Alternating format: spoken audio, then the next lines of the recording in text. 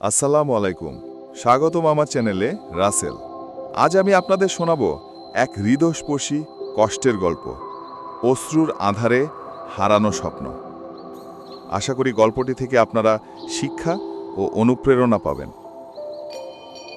একটা ছোট্ট গ্রামে থাকত রবিউল।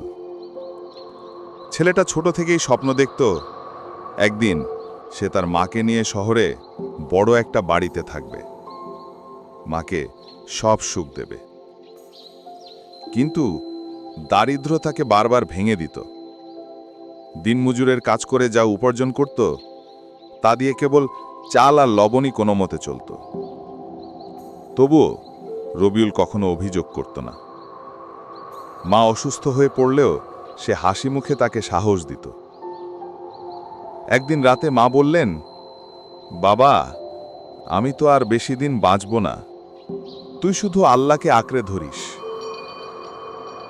রবিউল চুপ করে শুধু চোখের জল ফেলল।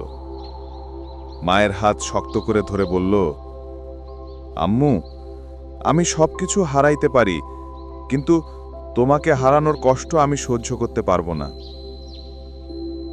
কয়েকদিন পরেই মা ইন্তেকাল করলেন। রবিউলের বুকটা যেন ভেঙে চুরমার হয়ে গেল।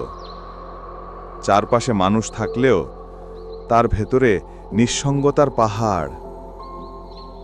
রাতের আধারে আকাশের দিকে তাকিয়ে সে কাঁদতে কাঁদতে বলল, আল্লাহ, আমি তো সব হারালাম, এখন শুধু তুমিই আছো আমার ভরসা।